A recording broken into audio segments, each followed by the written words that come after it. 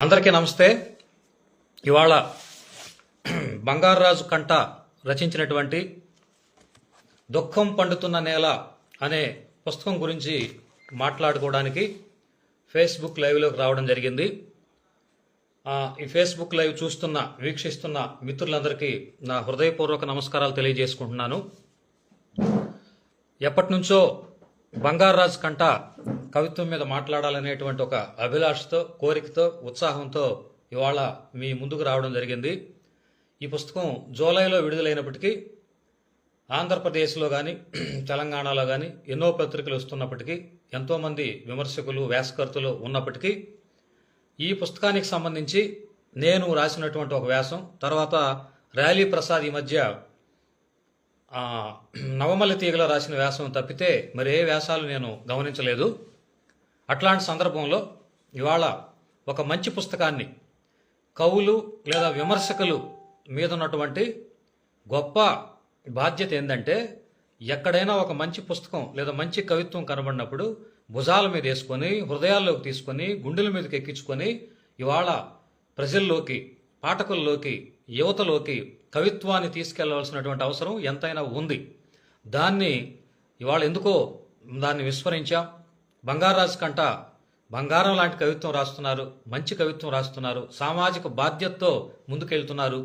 ఆయనకి ఇటు అంబేద్కర్ తాత్వికతతో పాటు బుద్ధిజం ఆలోచనలు బంగారాజు కవిత్వంలో కనిపిస్తాయి. ఆయన ఇది 3వ కవితా సంపుటి వేశారు, దుఃఖం పండుతున్న నేల అనేటువంటిది. అంటే దుఃఖం పండుతున్న నేల ఆ శీర్షిక చూడగానే మనకు కవిత్వంలో బంగారాజు ఏం చెప్పదలుచుకున్నాడో, ఆయన ఎట్లాంటి అభివ్యక్తితో రాదలుచుకున్నాడో మనకు అర్థమైపోతుంది. అయితే ఇవాళ కవిత్వంలో మనకు కనబడుతున్నటువంటి ఒక ప్రధానమైనటువంటి లక్షణం ఒక అంటే బహుముఖీనత అనేది ఒకటి కనబడుతుంది.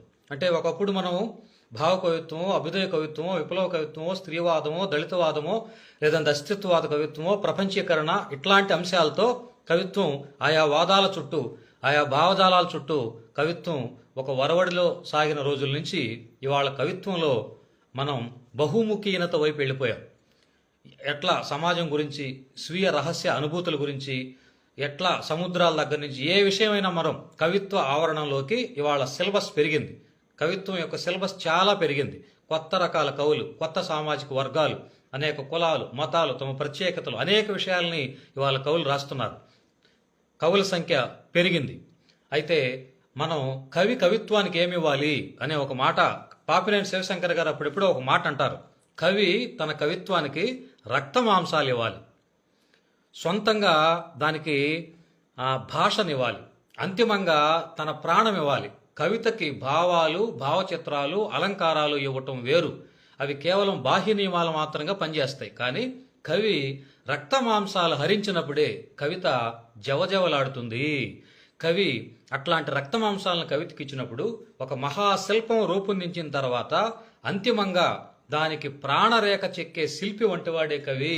అట్లాంటి ప్రతి గొప్ప కవిత ప్రాణమున్న కవిత అని ఒక దగ్గర శివశంకర్ గారు అంటారు. అంటే a poem should not mean but be అని ఒక ఇంగ్లీష్ విమర్శకుడు అన్నట్లుగా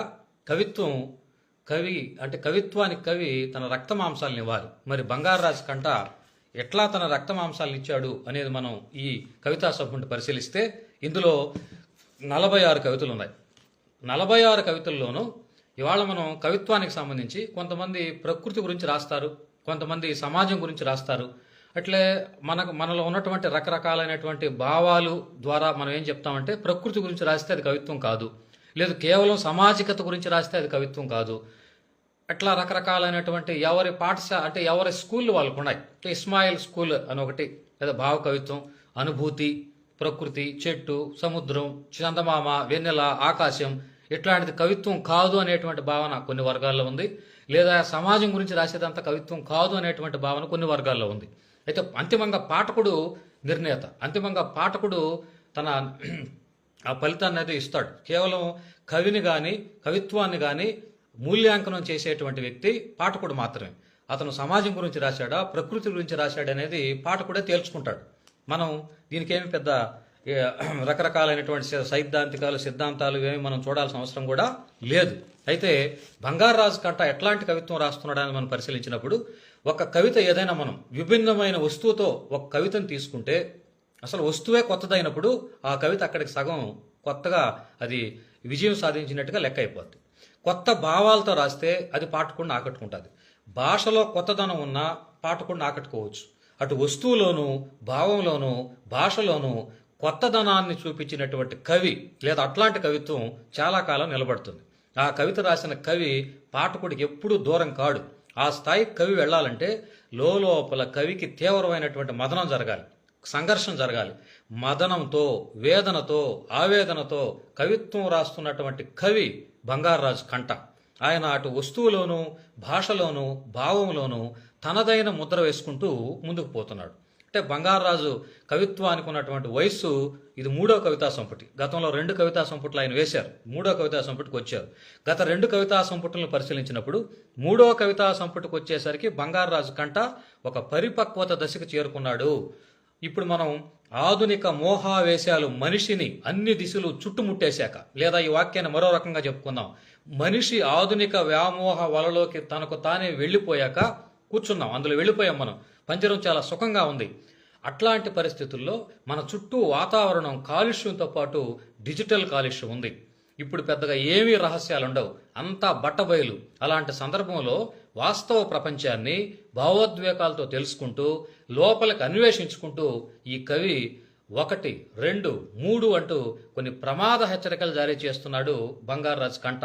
సమకాలీన రాజకీయ నిర్ణయాలను, మాయలను, కుట్రలను తీవ్రంగా ఈ మధ్యకాలంలో వ్యతిరేకించిన కవి, తీవ్రంగా చెప్పినటువంటి కవి, ఒక సామాజిక బాధ్యతతో రాజ్యాన్ని, ప్రభుత్వాన్ని లేదా ఇక్కడ జరుగుతున్నట్టు కొన్ని అస్తవ్యస్త సంఘటనలను బంగారాజు పట్టుకున్నట్టుగా ఇవాళ ఆంధ్రప్రదేశ్లో ఏ కవి పట్టుకోలేదని చెప్పడానికి నేనేమి అతిశయోక్తిగా చెప్పడం లేదు. బంగారాజు తార్కికమైనటువంటి ప్రశ్నలతో కవితను నడిపి పాఠకుడిని చదివించగలడు. చాలా తార్కికమైనటువంటి ప్రశ్నలు. ఆయన చూడండి, నిన్న మొన్నటి వరకు నింగికెగిసిన కీర్తి పతాక ఇప్పుడు అచ్చం మాపుగుడ్డలా ఉంది. సూర్యుడు చంద్రుడు మేకప్పులు మార్చుకునేంతలోపే ఇక్కడ సన్నివేశాలు మారిపోతున్నాయి. అంటే ఈ కవితను మొదలుపెట్టినటువంటి కవి దేశంలో ఉన్నటువంటి అభద్రతా వాతావరణం గురించి మాట్లాడుతూ వెళ్తాడు. కవిత లోపలికి వెళ్లే కొద్దీ తార్కికమైన ప్రశ్నలతో ఆలోచించే విధంగా సాగిపోద్దన్నమాట.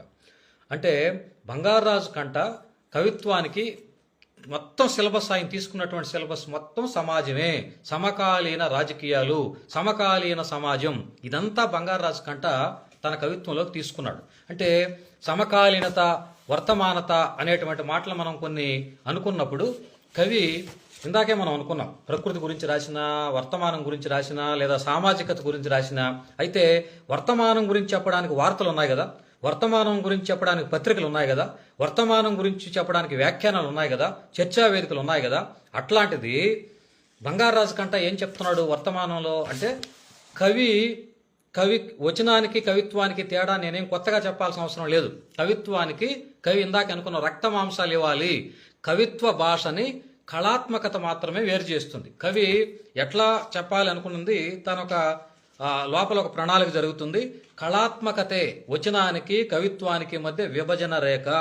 వచన విషయం ప్రధానం, వచన కవిత కళా ప్రధానం. వచనంలో విషయ ప్రధానం అయితే వచన కవితకి ఫ్రీ వర్స్ అంటే వచన కవిత్వం రాయడానికి ఒక అనుకూలత ఉంది, ఇంకొక అననుకూలత కూడా ఉంది. పద్యానికైతే మనం ప్రాసలు ఎత్తులు ఉంటాయి, వెంటనే లయ కుదిరిపోద్ది, పద్యం చదవడానికి అనుకూలంగా ఉంటుంది. అయితే వచన కవితకి భావధార ఉండాలి, అంతర్లయ ఉండాలి, క్లుప్తత ఉండాలి, గాఢత ఉండాలి, సరికొత్త అభివ్యక్తి ఉండాలి, లేదా మనం అనుకున్నట్టుగా పదచిత్రమో భావచిత్రమో ఏదో ఒకటి ఉంటేనే కవితగా అది నిలదొక్కోగలుగుతుంది.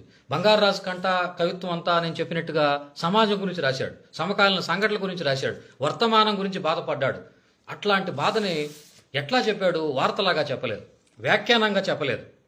ఏదో అట్లా తీసుకొని తనకు నచ్చినట్టుగా ఎట్లా అంటే అట్లా రాసిన వాక్యం బంగారాజు కంట అది కాదు.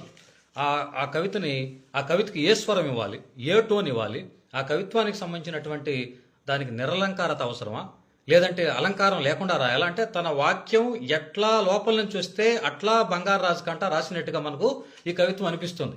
మీకు తెలియందేమి కాదు, గుజరాత్లో ఒక మత సంస్థకు చెందినటువంటి కాలేజ్ హాస్టల్ వంటగదిలో ప్రవేశించారని 68 మంది ఆడపిల్లల చేత లో వస్త్రాలను విప్పించి పరీక్ష చేయించినటువంటి హేయమైన సంఘటన మనకు వార్తల్లో పత్రికల్లో మనం చదివాం. దీనికి బంగారాజు కంటా రాసినటువంటి కవిత, అద్భుతమైనటువంటి కవిత మహిళ అనేటువంటి కవిత రాశాడు.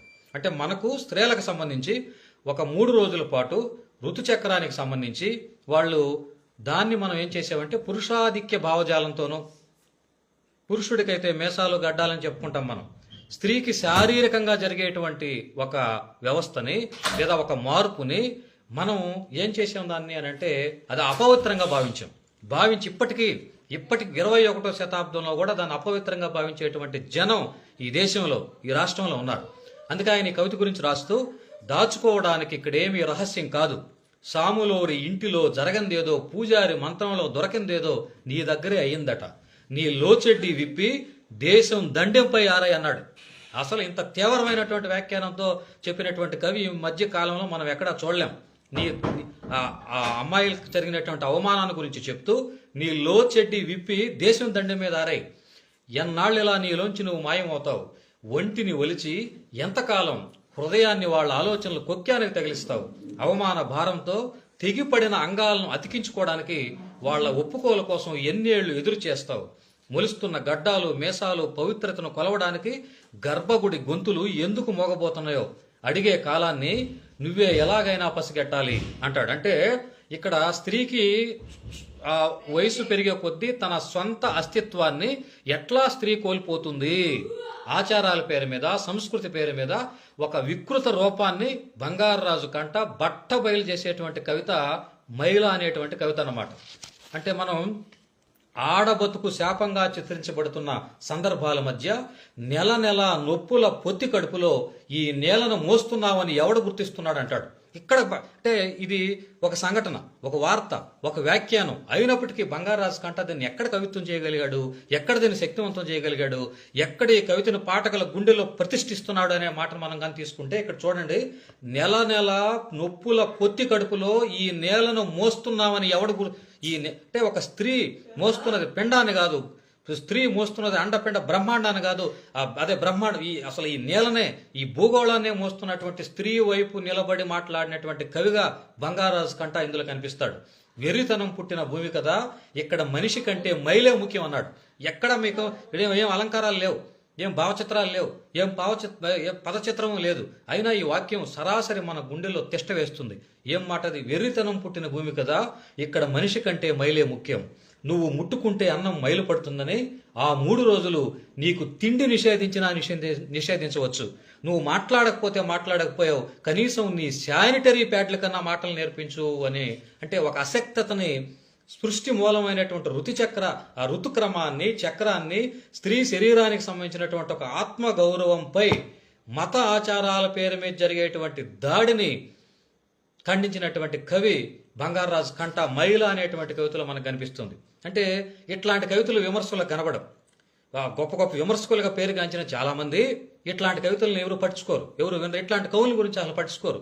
వాళ్ళకి ఆల్రెడీ కాస్త ప్రసిద్ధులైనటువంటి కవిని తీసుకొని అదేదో బాగలేదు, ఇది దరిద్రంగా ఉందని రాస్తే వాళ్ళంతా గొప్ప విమర్శలుగా చలామణి అవుతున్నటువంటి రోజుల్లో విమర్శకులు చేయాల్సిన పని ఇట్లాంటి కవితను బయటకు తీయడం, విమర్శకులు చేయాల్సిన పని ఇట్లాంటి కవుల గురించి మాట్లాడడం, విమర్శకులు చేయాల్సిన పని ఇట్లాంటి కవితని జనంలోకి, సామాన్య ప్రజల్లోకి, మహిళల్లోకి తీసుకెళ్లేటువంటి పని విమర్శకులు చేయాలి. మహిళ అంటే ఒక స్త్రీ శరీరాన్ని మీద జరిగేటువంటి ఒక అమానమైనటువంటి దాడికి సంబంధించినటువంటి విషయాన్ని ఎంత అద్భుతంగా బంగారాజు కంట దాన్ని కవిత్వం చేశాడు. కేవలం ఒక వార్త అనుకున్న దాన్ని ఎంత గొప్పగా దాన్ని మన ముందుకు తీసుకొచ్చాడు అనేది ఈ మహిళ అనేటువంటి కవితలో మనకు తెలుస్తుంది.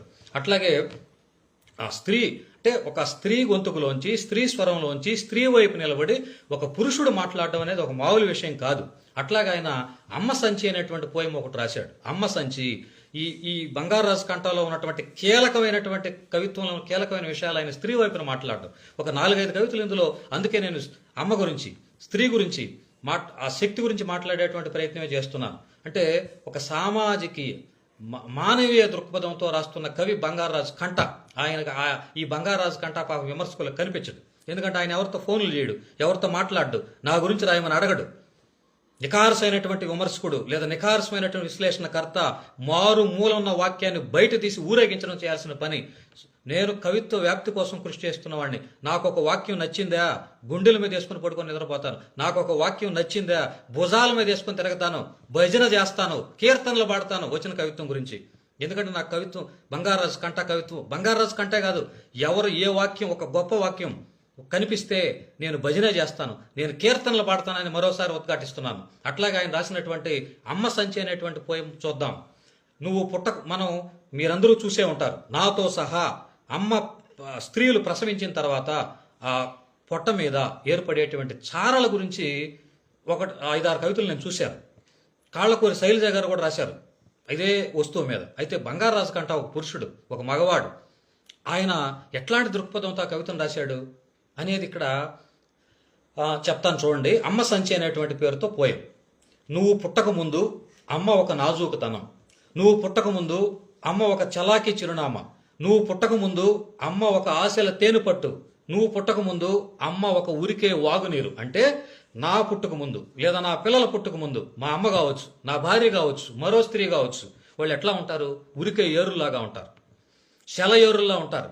అట్లాంటి స్త్రీ పెళ్ళైన తర్వాత ఇంత సొంత అస్తిత్వాన్ని కలిగినటువంటి స్త్రీ ఏమైపోతుంది తర్వాత చెప్తాడు ఆయన. అమ్మ సంచి అనేటువంటి ఆ చారల గురించి రాసినటువంటి అద్భుతమైన పోయం ఇది. నువ్వు పుట్టాక తన సమస్తం గాలికి గిరాటు కొట్టాక ఇక నువ్వే కదా తన బంగారు కొండ, అయినా తనకు నువ్విచ్చిన కానుక ఒక జీవితకాల వికృతమని తెలుసా అన్నాడు. అమ్మ అంత గొప్ప అమ్మ, పెళ్లిగాక ముందు అట్లా ఉన్నటువంటి ఒక స్త్రీ, అంత ఇదిగా ఉన్నటువంటి స్త్రీ, తన శారీరకమైనటువంటి మానసికమైనటువంటి సంస్కారంతో గొప్పగా ఉన్నటువంటి అమ్మ మనం పుట్టిన తర్వాత ఆ కడుపు మీద ఆ పొట్ట మీద వచ్చేటువంటి చారలు ఒక జీవితకాల వికృతమని నువ్వు ఎప్పుడు గుర్తిస్తావు అని అడుగుతున్నాడు. ఇది మన పిల్లలకు చెప్పొద్దా? ఇది మన విద్యార్థులకు చెప్పొద్దా? ఇది మన యువతకు తెలియొద్దా? ఇట్లాంటి విషయాలు తెలిస్తేనే కదా వాళ్ళు స్త్రీని గౌరవిస్తారు.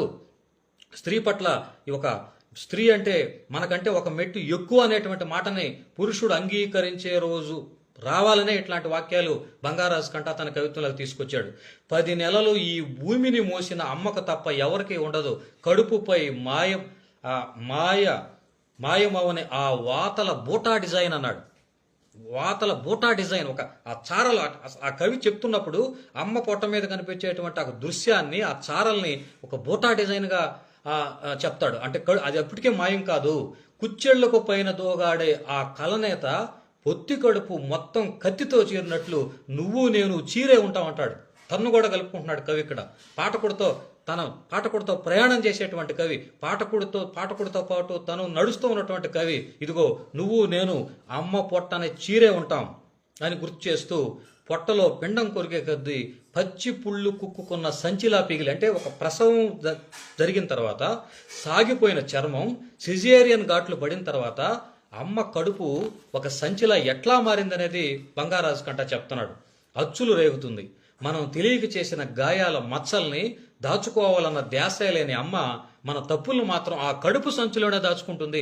ఈ సంచిని కూడా బంగారాజు కేవలం బ్యాగ్ కాదు, 2 రకాల సంచులు. ఒకటి మానసిక, శారీరక. అమ్మ సంచి అంటే ఇంతవరకు శారీరకంగా చెప్పాడు. ఈ వాక్యం నుంచి ఏం చేశాడు? మానసికమైనటువంటి సంచి. పిల్లలు చేసినటువంటి తప్పుల్ని మళ్ళా అదే సంచిలో అమ్మ దాచుకుంటుంది. క్షణకాల సుఖం కోసమే అమ్మ ఈ లోకాన్ని కన్నదనుకునే వేదాంతానికి తన లోకమైన మనల్ని కనడం కోసమే 10 మాసాల కాలం క్షణానికో యుగాన్ని మోసిందని ఎలా తెలుస్తుంది? ఏం వాక్యాలు ఇవి! ఎట్లాంటి పరిశీలన ఉంటే ఇట్లాంటి వాక్యం రాయగలుగుతాడు? ఎట్లాంటి అన్వేషణ ఉంటే ఇట్లాంటి పరిశీలన రాయగలుగుతాడు? స్త్రీల మీద ఎట్లాంటి తన దృక్పథం, తన చూపు, తన మార్గం ఎట్లా ఉంటే బంగారాజు ఎట్లా రాయగలిగాడు? అమ్మ అసలైనటువంటి సృష్టికర్త అని చెప్పడం కోసం బంగారాజు కంట రాసినటువంటి బంగారం లాంటి కవిత అమ్మ సంచి అనేటువంటి కవిత. మన కోసం ఇన్ని త్యాగాలు చేసిన బంధం, ఇన్ని యుగాలైనా ఈ నేల మీద ఇంకొకటి కనబడిందా? నీకు జ్ఞాపకం ఉందా? చివరి లైన్లో కవి అసలు శిస్సలైనటువంటి ఒక ముగింపు. కవితకి ఒక ప్రారంభం ఎట్లా ఉంటుందో ఆ మధ్యలో ఆ కవిత్వాన్ని ఎట్లా నిర్వహించాడు, ఎట్లా నిర్మిస్తున్నాడో కవి ముగింపు వాక్యంతో కవితని ఎట్లా నిలబెట్టాలో బంగారాజు కంట చెప్తాడు. ఇదిగో ఈ వాక్యం చూడండి. మనం పుట్టింది బ్రహ్మలకు కాదు మనిషి అమ్మలకే అంటాడు. మనం పుట్టింది బ్రహ్మలకు కాదు అమ్మలకే అని అంటాడు అనమాట. ఇట్లా ఆయన తీసుకున్న వస్తువు పట్ల చాలా నిమగ్నతతో బంగారాజు కంట కవిత్వం రాస్తాడు. అట్లా అంటే స్త్రీ దృక్పథం నుంచి ఆయన స్త్రీ ఆలోచనల నుంచి రాసినటువంటి ఈ కవితలు మనం పరిశీలిస్తే అట్లాగే గర్భాల సాగు అని రాశాడు. కృత్రిమ గర్భధారణకు సంబంధించి అసలు శీర్షికలోనే చెప్పాడు. గర్భాల సాగు, అరటి సాగో, లేదంటే గోధుమల సాగో, సజ్జల సాగో, వరి సాగో, చెరకు సాగో అంటాం కదా. అంటే కవిత్వంలో ఉన్నటువంటి ఒక గొప్ప టెక్నిక్ ఇక్కడ ఏంటంటే సబ్స్టిట్యూట్ చేయడం. సాగుకు ముందు పంట సాగు లేకుంటే వరి సాగు అని కాకుండా కవి ఏం చేశాడు, గర్భాల సాగు అనే మాట పెట్టడంతోనే ఆ శీర్షిక ద్వారానే కవి తాను ఏం ప్రసారం చేయదలుచుకున్నాడో చెప్పేస్తున్నాడు. ఎవరి గొప్పలు వారు చెప్పుకోవడానికి, విప్పి చూసుకోవడానికి డెమోలు, ఎవరి మెప్పులు మోసుకు తిరగడానికి పవర్ పాయింట్ ప్రజెంటేషన్లు, ప్రయోగశాల నుంచి జారిపడిన పురుగు ఒకటి ప్రపంచాన్ని 8 బిలియన్ చెరువుల నీళ్లు తాగించాక కూడా మనిషి మాత్రం పరాచకాలాడ్డం మానుకోలేకపోతున్నాడు. అంటే మనుషులకి ప్రయోగశాలలో మనుషులను పుట్టించడం గురించి బంగారాజు కంట ఏదో వార్త చదివాడు.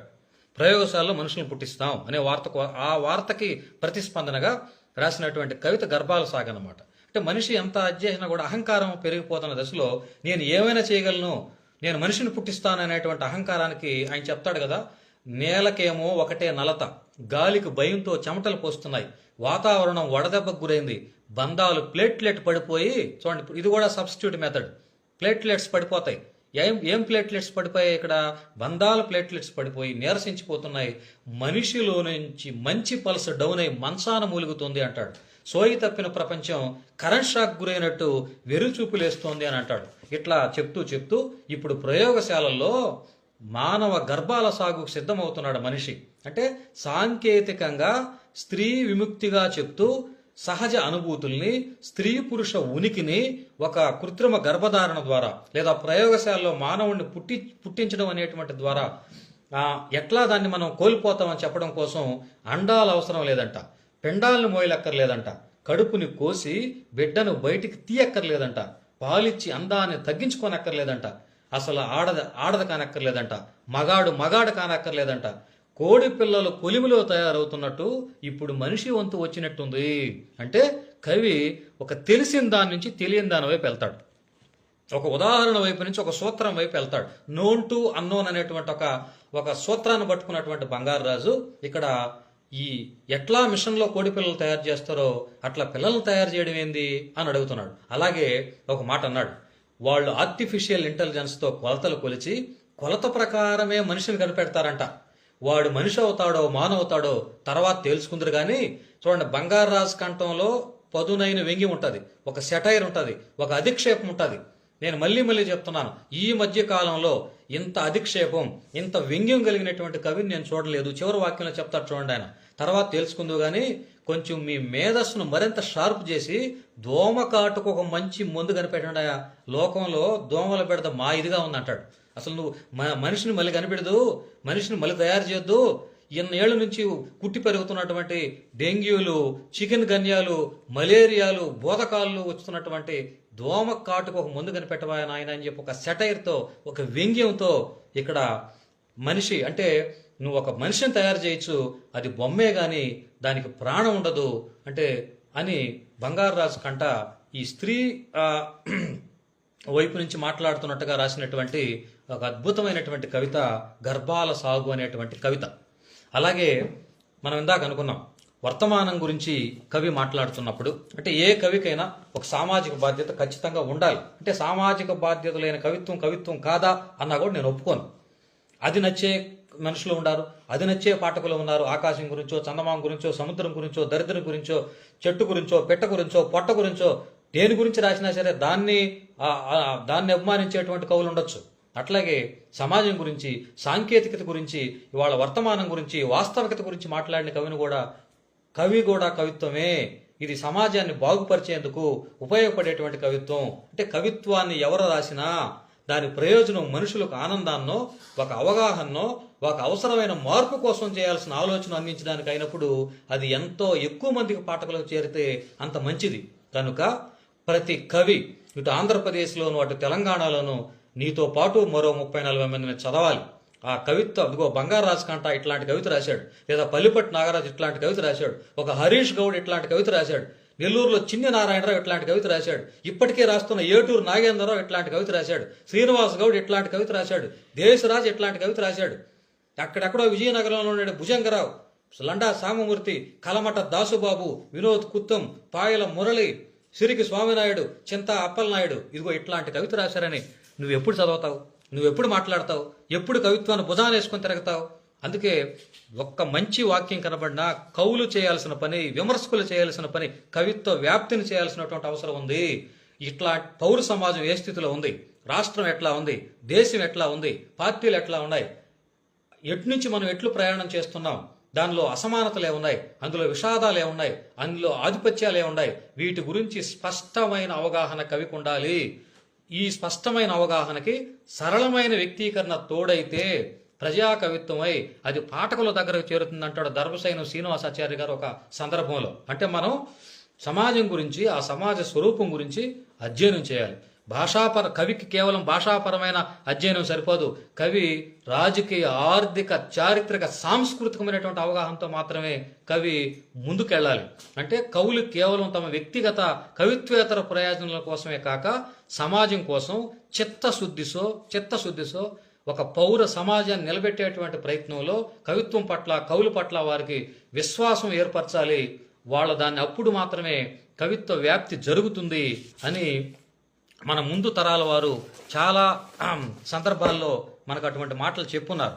అయితే వర్తమాన సంఘటనలను రాస్తే కవిత్వం అవుతుందా, సంఘటనాత్మక కవిత్వం కూడా కవిత్వమేనా అనేవాళ్ళు కూడా ఉన్నారు. అయితే సంఘటనాత్మక కవిత్వం కూడా కవిత్వమే.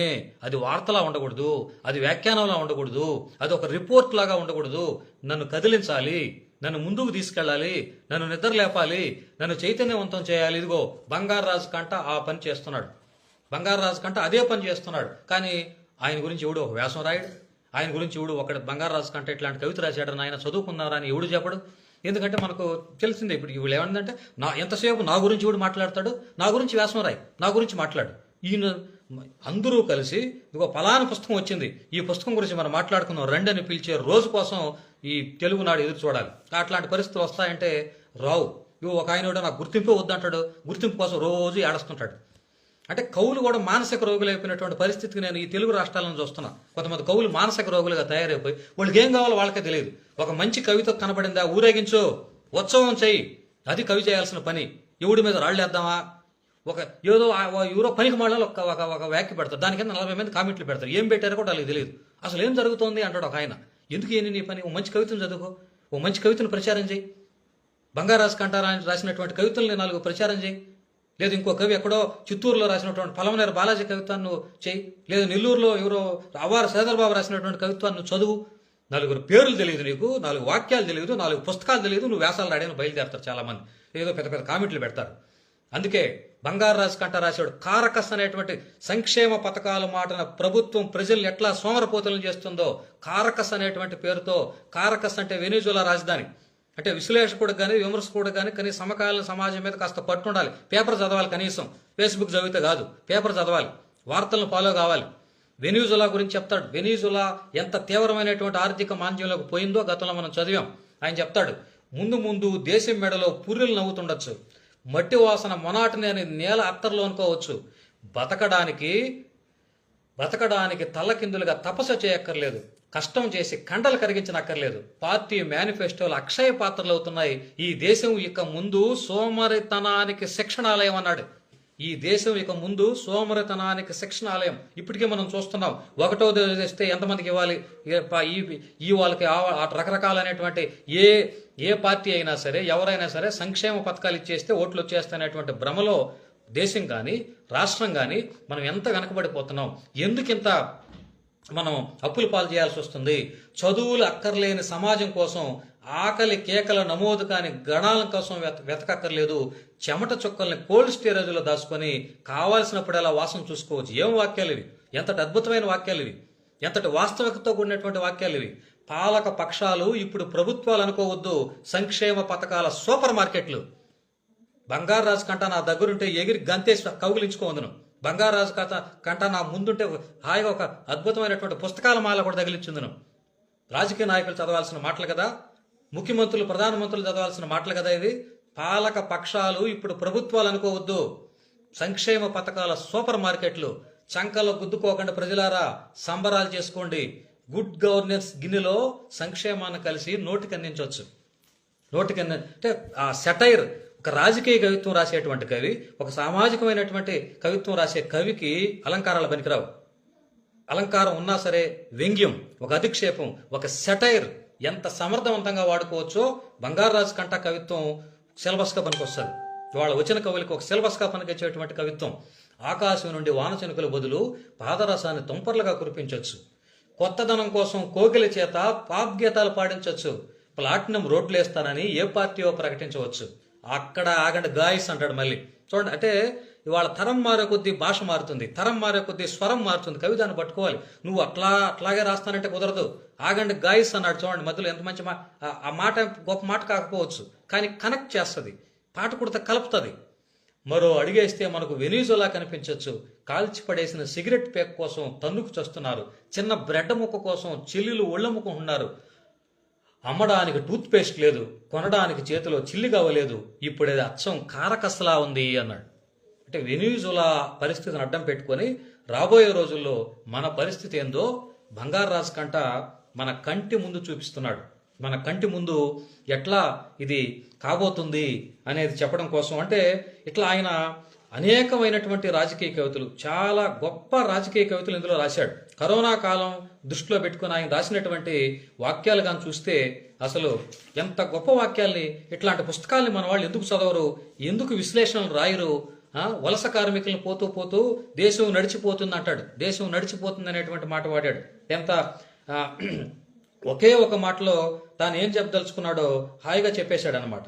అలాగే ఇవాళ మనం రాజకీయ కవిత్వం గురించి రాసే సందర్భంలో కవి ఎట్లా చేయొచ్చో ఆయన అనేక కవితల్లో చెప్తాడు.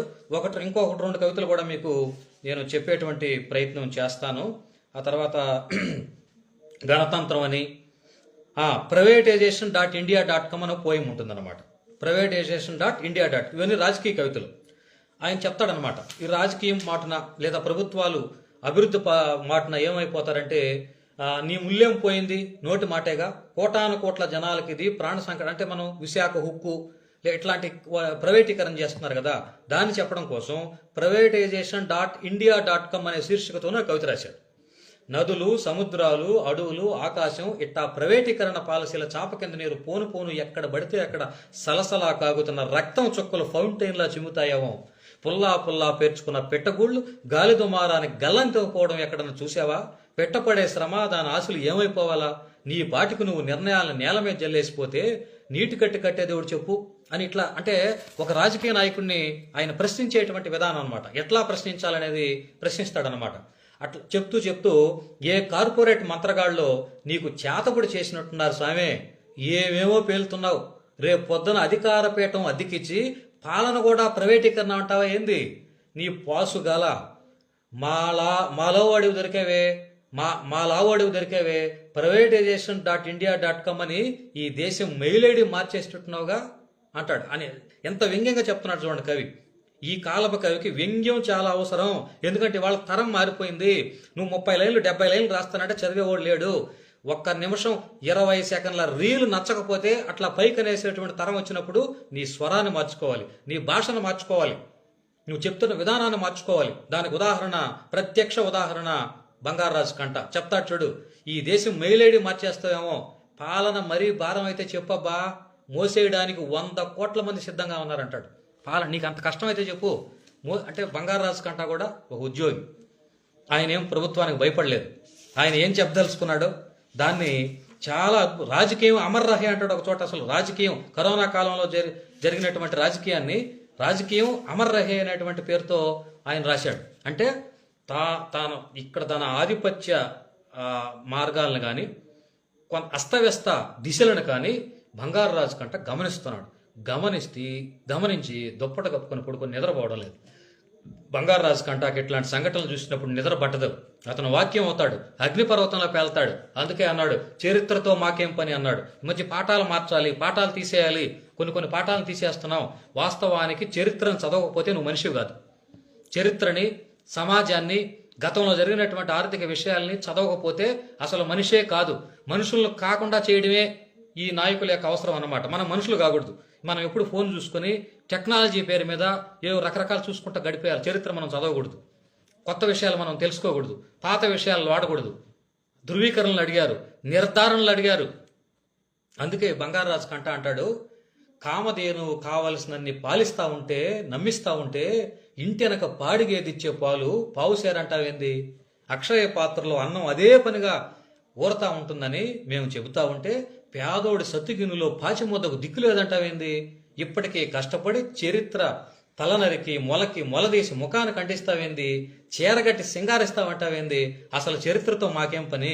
మా చరిత్ర మాకుండ్లా అని ఇట్లా ఇట్లా ఆ వ్యంగ్యం అన్నాను చూడండి. నేను అట్లా వ్యంగ్యంగా మొదలుపెట్టి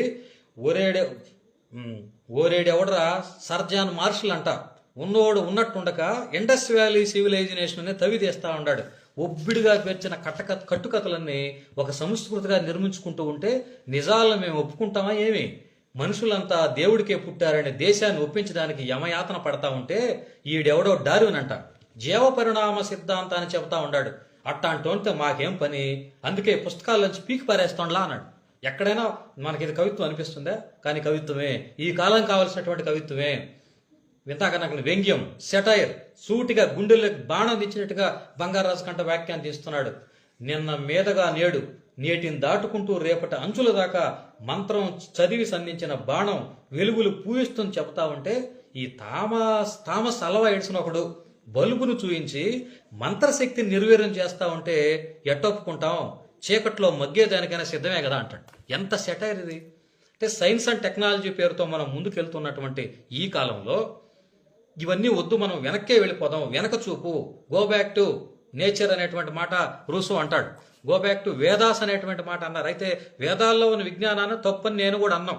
ఎక్కడ విజ్ఞానం ఉన్నా విజ్ఞానాన్ని ఖచ్చితంగా మనం తీసుకోవాల్సిందే. ఏ పుస్తకంలో అయినా పనికిమాలిన విషయాలే ఉండవు. కానీ చరిత్రలో కొన్ని డార్విన్ జీవ పరిణామ సిద్ధాంతం అబద్ధం, ఎవరు అబద్ధమో నిజమో తర్వాత సంగతి. ఆయన ఏదో ఒక విషయాన్ని చెప్పాడు, ఆ సైంటిఫిక్ విషయాల గురించి మనం ఎందుకు మాట్లాడుకోకూడదు? అట్లా ఈయన ఈ రాజకీయ కవిత్వం, చాలా అద్భుతమైనటువంటి రాజకీయ కవిత్వాన్ని బంగారాజు రాశాడు. అలాగే ఇందులో మాట్లాడుకుంటే నేను అనేకమైన కవితల్ని ఉటంకించవచ్చు వాస్తవానికి. అయితే ఇంతకుముందే అనుకున్నట్టుగా మనం ఈ పుస్తకానికి శీర్షిక అయిన దుఃఖం పండుతున్న నేల అన్నాడు. అంటే ఆ శీర్షిక అర్థమైన తర్వాత ఆయన ఇంకేం చెప్పదలుచుకున్నాడో మనకు అర్థమైపోద్ది, ఆయన దృక్పథం ఏంటో మనకు అర్థమైపోద్ది. బంగారాజు స్పష్టమైన రాజకీయం ఉన్నటువంటి కవి, ఒక తీవ్రమైన సంవేదంతో కైకట్టగలడు. దేశీయ ఫాసిజం అన్ని వైపులా నుండి జీవితాలను ప్రభావితం చేస్తున్నటువంటి విషయాన్ని కవి ఎప్పుడూ కవిత్వం ద్వారా ప్రకటిస్తూనే ఉంటాడు. అట్లాంటి కవుల్లో బంగారాజు ముందు వరుసలో ఉన్నాడు. రాస్తున్న కవిత్వం సంఘటనాత్మకమైన కవిత్వం చేసిన తీరు మనల్ని అతని వాక్యాల దగ్గర కళ్ళు పెట్టేలా చేస్తుంది, గుండె పెట్టేలా చేస్తుంది, మెదడు పెట్టేలా చేస్తుంది. బంగారాజు తన కవిత్వానికి ఒక స్వభావాన్ని ఇస్తాడు.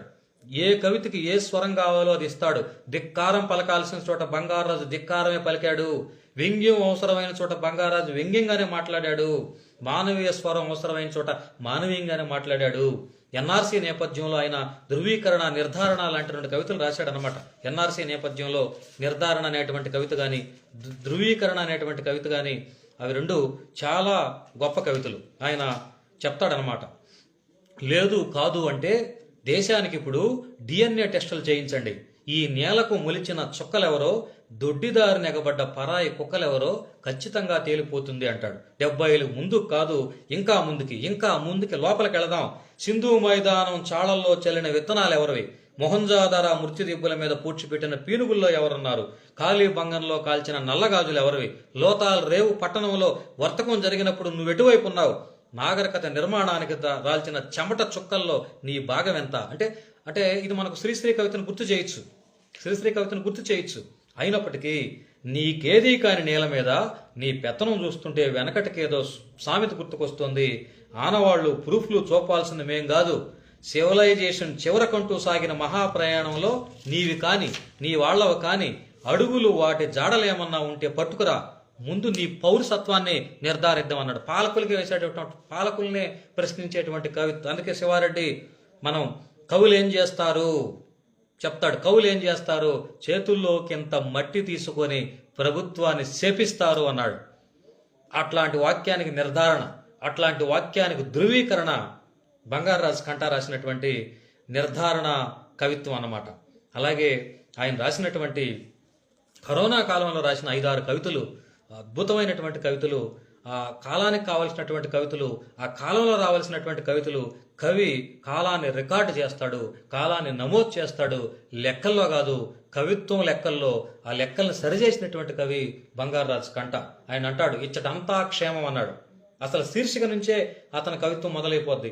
ఇచ్చటంతా క్షేమం, మీరందరూ క్షేమం అనే తలుస్తాను. ఇప్పుడు క్షణక్షణం ఊపిరిని తడుముకోవాల్సిన పరిస్థితి. ఇంట్లో ఒక్కో గది వంతులు వారి ఒంటరి చిరునామై మిగిలిపోయింది. భయం భయంగా భూగోళం పెలాక్సీమీటర్ మీద 95వ అంకెన అంటి పెట్టుకుని తిరుగుతుంది. ఇది కవిత్వం.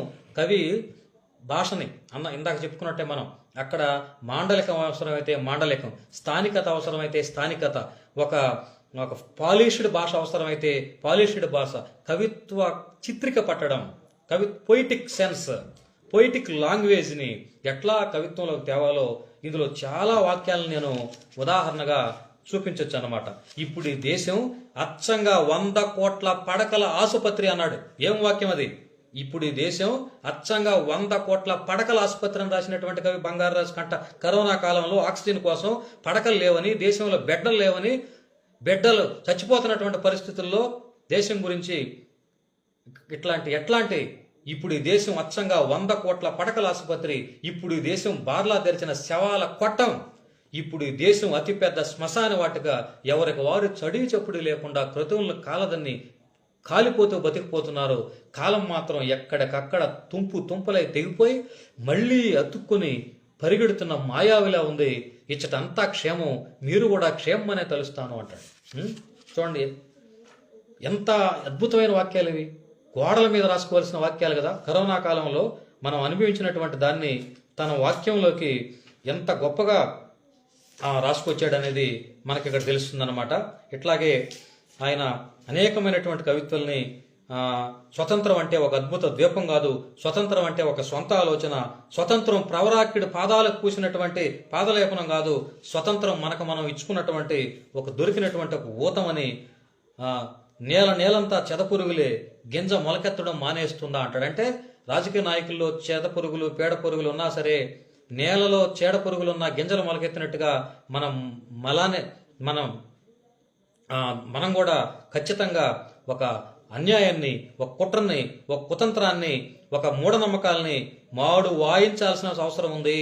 అనేక మార్లు ఇక్కడ బంగారరాజు కంట ఇందులో దేవుడిని గురించి ప్రశ్నలు రేపాడు. అంటే మనం అన్ని మతాలని ప్రశ్నించాడు. ఆయన అన్ని మతాలని ప్రశ్నించాడు. చెప్తాడు కదా, నీ కళ్ళు నువ్వు పొడుచుకుంటున్నావన్న విషయం తెలుసుకోలేనప్పుడు, నీ పేగులు నువ్వు నవ్వులేస్తావన్న సత్యం గ్రహించలేనప్పుడు నువ్వు అనుకుంటే నీ లోకం వచ్చినట్టేమో. రాను రాను బతుకు మరీ బలహీనతను మోసుకు తిరుగుతూ కనిపిస్తుంది. మధ్య ఆస్తిక నాస్తికాల పరంపరగా ఉన్మాదం ఉద్యమం అవుతున్నట్లుంది.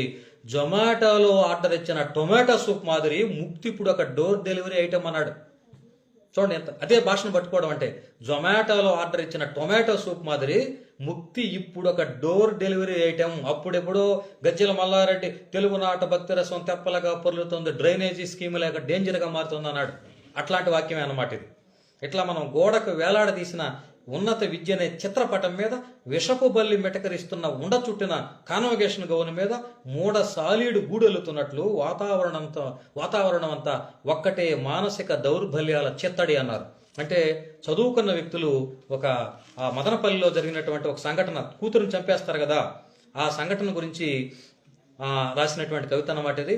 దాని గురించి చెప్తూ చాలా అద్భుతంగా అన్ని మతాలని, ఏ ఒక్క మతాన్ని బంగారరాజు వదిలిపెట్టలేదు. బాలకాండలు సుందరకాండలు ముగిసిపోయి దేశంలో ఇప్పుడు గురివిందకాండ నడుస్తోంది అంటాడు.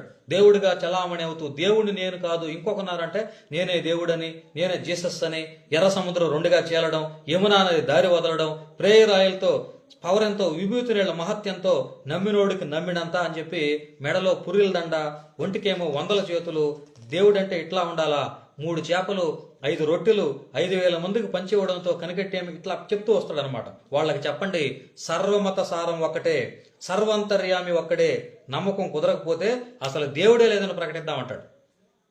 మనం చర్చి గొప్పదని, లేదా మసీదు గొప్పదని, లేదా గుడి గొప్పదని గురుజాడు అప్పుడెప్పుడో చెప్పినటువంటి మాట అయినా మనం ఇంకా వంట పట్టించుకోలేదు.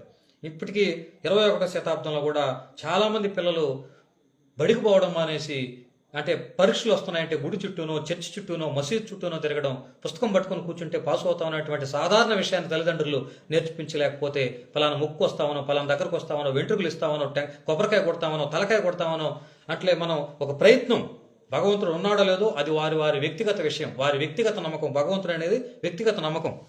దాని గురించి మనం ఇక్కడేమీ చర్చలు చేయాల్సిన అవసరం కూడా లేదు. అట్లాంటి పరిస్థితుల్లో చెలరేగుతున్న చీకటి ముందు ఆయన అంటాడు ఒక మాట, చెలరేగుతున్న చీకటి ముందు దీపం తల తెగుపడుతూనే ఉంది అంటాడు. కరోనా కాలం గురించి చెప్తూ చెలరేగుతున్నటువంటి, అంటే మనకిక్కడ మెత్తటి కూరలతో నెమరేస్తూ అంటరానితనానికి అర్థమయ్యేలా ఒక పురుగు గ్రాండ్ ఫినాలే నిర్వహించి మరీ చెప్పాక కూడా లోకం నిన్ను పాట వైపు మొగ్గు చూపుతూనే ఉంది అంటాడు. ఇవాళ కరోనా కాలం వచ్చినప్పుడు మనం చాలా ఇబ్బంది పడ్డాం. అయినా సరే ఏమైంది, మళ్ళీ యథాప్రకారం మన జీవితాల్లోకి మనం వచ్చేసాం.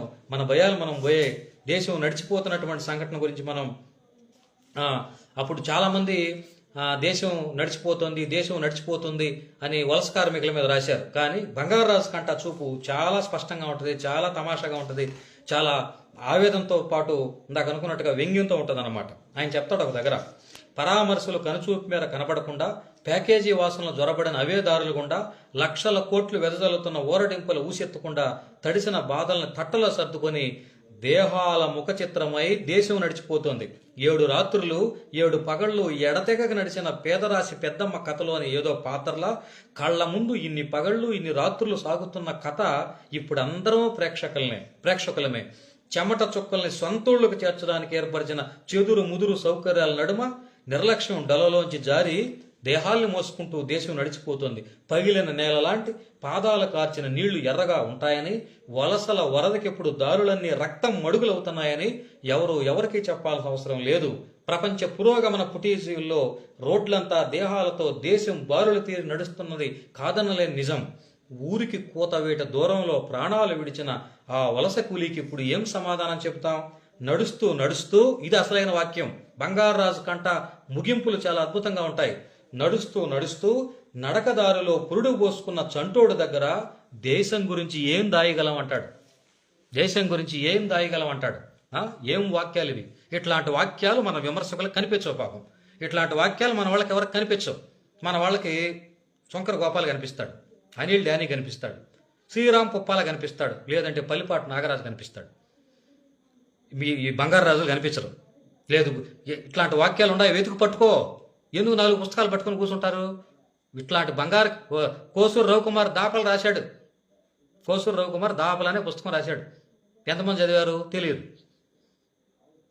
అంటే మనం కనీస పరిజ్ఞానం లేకుండా ఏదో ఒకటి మీద రాయేసేయాలి, ఏదో ఎవరినో అడగాలి. ఎందుకు ఏంది అవసరం నాకు అర్థం కావటం లేదు. కవిత్వ వ్యాప్తి కోసం నువ్వు పాటుపడు, ఊరేగిస్తా. కవిత్వాన్ని వ్యాప్తి చేయి, కవిత్వాన్ని నలుగురికి చెప్పు. మంత్రి కృష్ణమోహన్ గురించి చెప్పు, శ్రీనివాస్ గౌడ్ గురించి చెప్పు, నన్నప్పనేని రవి గురించి చెప్పు. గుంటూరులో వశిష్ఠ ఉన్నాడు, మాట్లాడు. శ్రీకాకుళంకి వెళ్ళు, శ్రీకాకుళం నుంచి చిత్తూరు వరకు వాక్యాన్ని గుండెలతో కళ్ళలేని నిద్రలు మేల్కొని రాస్తున్నటువంటి కవుల్ని ఊరేగించు, కవుల గురించి మాట్లాడు. శంకర గోపాల్ మాట్లాడతాడు. ఈయనేందా ఎప్పుడు పట్టిన ఫేస్బుక్లో చేస్తాడు, శంకర గోపాల్ చేస్తాడు. ఆయనక నేను చదువుకుంటున్నాను, నేను అధ్యయనం చేస్తున్నాను, నేను విద్యార్థిని, అయా నేను పెద్ద విమర్శకుడిని కాదు. శంకర గోపాల్ విమర్శకుడని ఎక్కడా వేసుకోలేదు. నేను విద్యార్థిని, నేర్చుకుంటాను.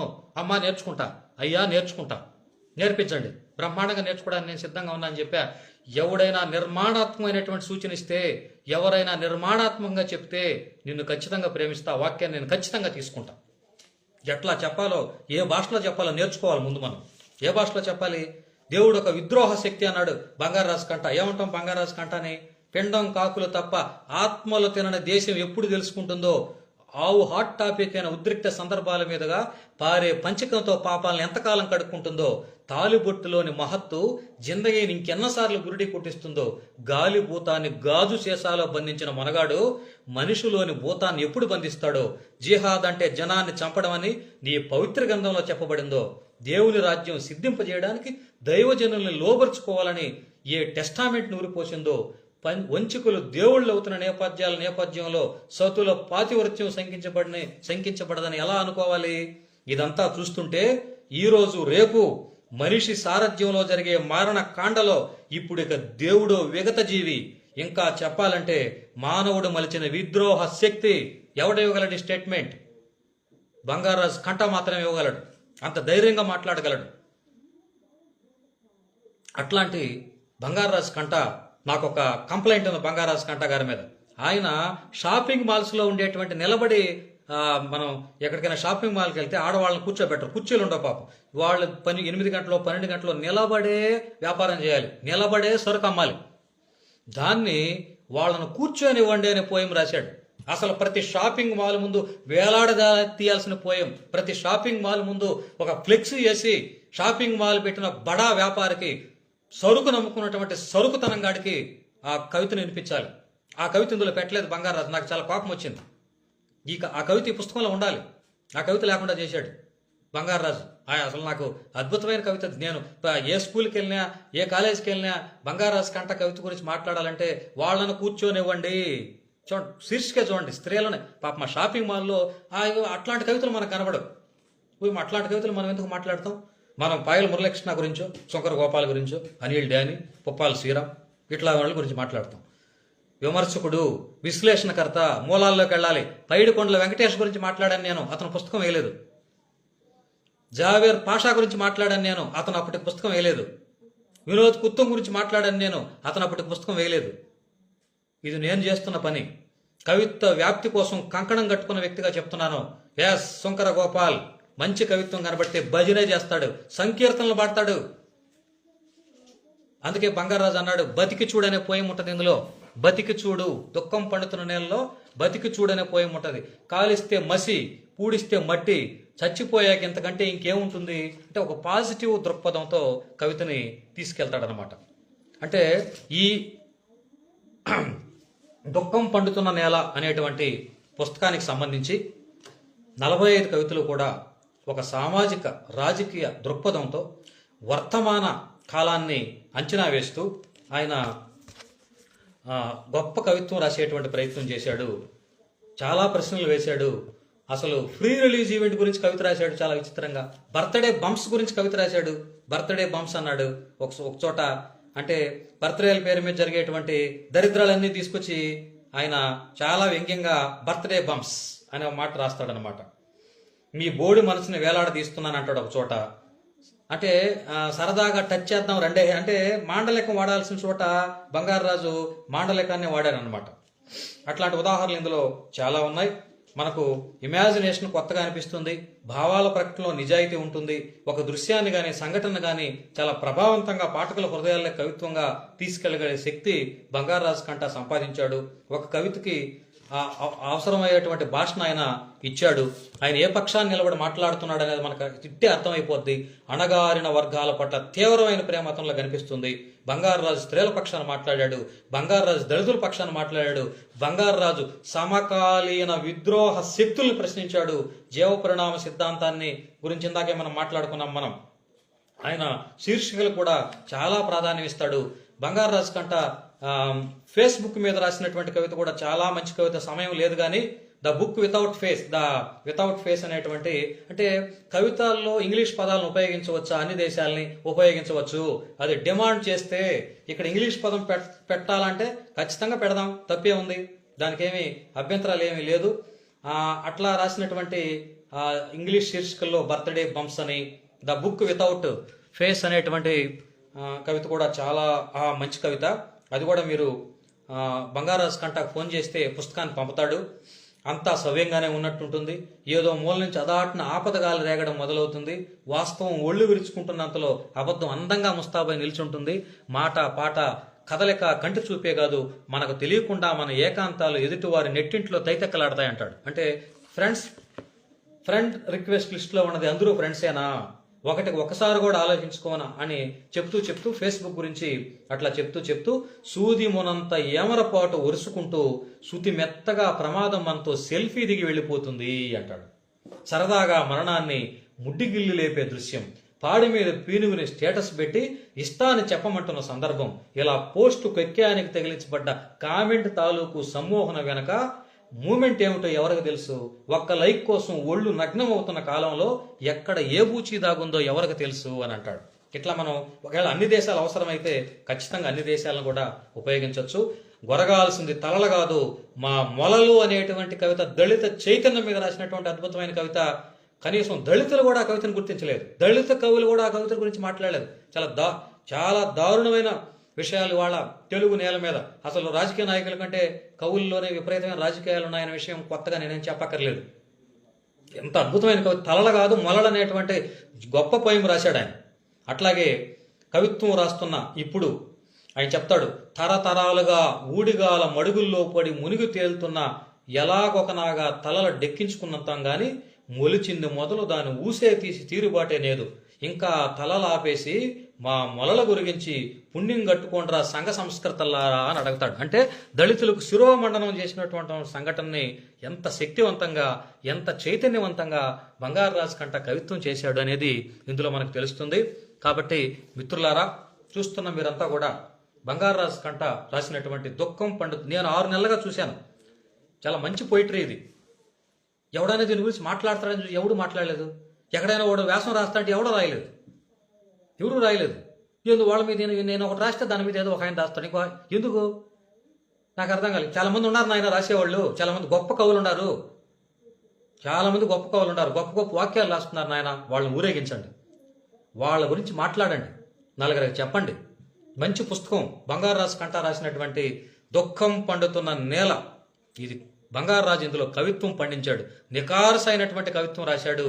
నికారసైన కవిత్వం, నిజమైన వాక్యం ఉన్న చోట ఆ కవిత్వం గురించి మళ్ళీ గర్వంగా చెప్తున్నాను.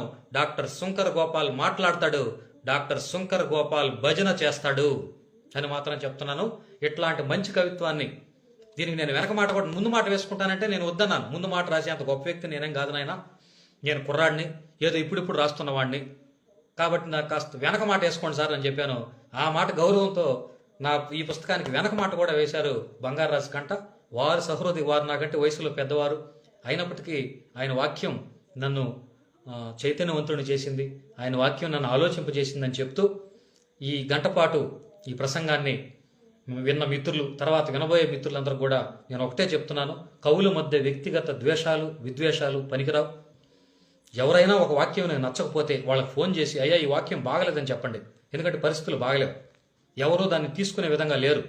నేను ముందుగా చెప్తున్నాను, నా వాక్యం నచ్చకపోతే నిర్మాణాత్మకమైనటువంటి విమర్శ చేస్తే నేను సహృదయంగా తీసుకుంటాను. నా వ్యాసం నచ్చకపోతే నిర్మాణాత్మకమైనటువంటి విమర్శ చేస్తే ఇట్లా కాదు, ఇట్లా రాసుంటే బాగుండేది చెప్తే ఖచ్చితంగా ఈ తరం తీసుకుంటుంది. కొంతమంది వాళ్ళు వినరలే, వాళ్ళకేం ఈ పెద్ద తరం వ్యక్తులంతా కూడా దయచేసి చెప్తున్నాను, మీ గురించి కాదు నాయన, మా గురించి మాట్లాడండి, ఈ తరాన్ని గురించి మాట్లాడండి, లోపాలుంటే చెప్పండి, హాయిగా మాతో చెప్పండి, మాతో పంచుకోండి అని చెప్తూ బంగారరాజు కంట ఫోన్ నెంబర్ పోయిన ఆదివారం కూడా ఆయన ఆంధ్రజ్యోతిలో వచ్చింది, ఆయనతో మాట్లాడండి. కవులు నిజమైన కవిత్వాన్ని మనం ఊరేగించాలి, నిజమైన కవిత్వాన్ని వ్యాప్తి చేయాలని ఆశిస్తూ మీ అందరికీ హృదయపూర్వకమైనటువంటి నమస్కారాలు తెలియజేస్తూ బంగారరాజు కంటకి శుభాకాంక్షలు, అభినందనలు, ధన్యవాదాలు. అందరికీ నమస్తే.